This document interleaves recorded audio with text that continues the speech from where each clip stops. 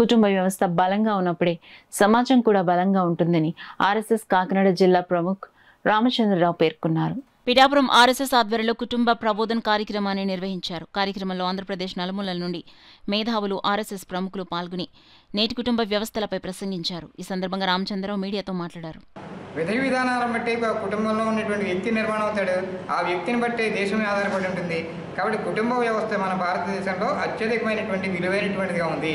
ఈనాడు తల్లికి పిల్లలకి సంపాదన అనేటువంటి ఉద్దేశంతో కుటుంబాల్లో భార్యాభర్తలు ఇద్దరు కూడా కొంతమంది ఉద్యోగస్తులుగానే ఉండిపోవడంతో పిల్లల్ని సరి అయినటువంటి క్రమశిక్షణ లేకపోవడం, పిల్లల గురించి పట్టించుకోలేకపోవడం వల్ల వాళ్ళు స్వేచ్ఛాజీవులే ఎలా జీవించాలో తెలియట్లేదు. వాళ్ళే మళ్ళీ దంపతులు అయిపోతున్నారు. వాళ్ళకు పుట్టినటువంటి పిల్లలు ఆ విధంగానే తయారవుతున్నారు. కాబట్టి మొట్టమొదట మారవలసింది ఏ ఇంట్లోంచి అయినా సరే ఆడపిల్ల వెళ్ళినా మగపిల్ల వెళ్ళినా, ఏ ఆడపిల్లైనా మగపిల్లైనా సరే ఆ ఇంటికి వెళితే ఆ ఇంటిని కాపాడవలసినటువంటి బాధ్యతగా ఉండాలి అనేటువంటి సాంప్రదాయాన్ని మన క్రమేపీ కొనసాగుతుందేమో అని అనిపిస్తోంది. ఇదివరకు ఉమ్మడి కుటుంబాల ద్వారా మనం అందరం కూడా కలిసిమెలిసి ఉండేవాళ్ళం. పెద్దలు తప్పు చేస్తే తప్పని చెప్పేవారు. అటువంటి విధానం తగ్గింది. కాబట్టి మళ్ళీ కుటుంబాల కలయిక జరగాలి. దానికోసమే కుటుంబ ప్రబోధన అనేటువంటి విభాగం ద్వారా, గతివిధుల్లో విభాగం ద్వారా ఈ రోజున కుటుంబ మిత్ర అనేటువంటి వ్యక్తుల ద్వారా ఈ సమాజాన్ని చైతన్యపరిచేటువంటి వ్యక్తిని తయారు చేయాలని ఈ కార్యక్రమం జరిగింది.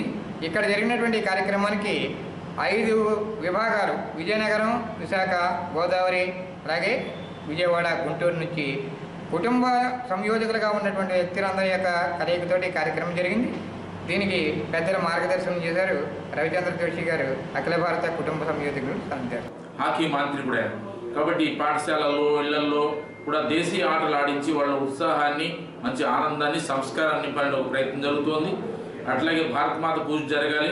జనవరి 12 నుంచి వివేకానంద జయంతి నాటి నుంచి జనవరి 20 వరకు కూడా భారతమాత పూజలు జరపాలని చెప్పి కుటుంబాల్లో మొబైల్ యొక్క వ్యసనం పెరుగుతోంది. మరి ఇళ్లలో కూడా మొబైల్ పార్కింగ్, స్కూటర్కి ఉన్నట్టే మొబైల్ పార్కింగ్ కూడా ఉండాలి. అవసరమైనప్పుడు వాళ్ళు మిగతా కూడా అక్కడ ఉంచాలి అనేది అలవాటు చేయాలని చెప్పి, దాంతోపాటు కుటుంబమే మంచి వ్యక్తులు సమాజానికి ఇవ్వాలి. దుర్గుణాలను తొలగించుకుంటూ రావాల్సిన సద్గుణాలను మనల్ని నింపుకుంటూ యువకుల్లో మంచి దాంపత్యం కోసం, మంచి గృహస్థగా ఉండడం కోసము, మంచి బిడ్డల్ని సమాజానికి ఇవ్వడం కోసము మనం దేశాన్ని అర్థం చేసుకుంటూ దేశభక్తి, దైవభక్తి రెండూ పెంచుతూ మంచి దేశంగా తయారు చేసుకోవడానికి, కుటుంబాల్లో ఒక ప్రేరణ కల్పించడానికి, చెప్పడం మాత్రమే కాకుండా ఆచరణ చేయడం అలవాటుగా మారడానికి, అందరితో కలిసి ఆనందంగా బతకడానికి మన ఇంటిని భక్తిమయంగా, శక్తిమయంగా, ఆనందమయంగా తీర్చిదిద్దుకొని మంచి భారతదేశాన్ని నిర్మించాలంటే సమర్థ కుటుంబ వ్యవస్థ కావాలి. ఆ యోజన కోసం ఈరోజు సమావేశం జరిగింది. ఇది రాష్ట్రమంతటా, దేశమంతటా ప్రయత్నం జరుగుతుంది. అందరం ఆ దిశలో మనం సహకారాన్ని అందించి మంచి కుటుంబాన్ని తయారు చేసుకొని మంచి సమాజాన్ని నిర్మాణం చేసుకొని ప్రపంచానికి మంచి భారతదేశాన్ని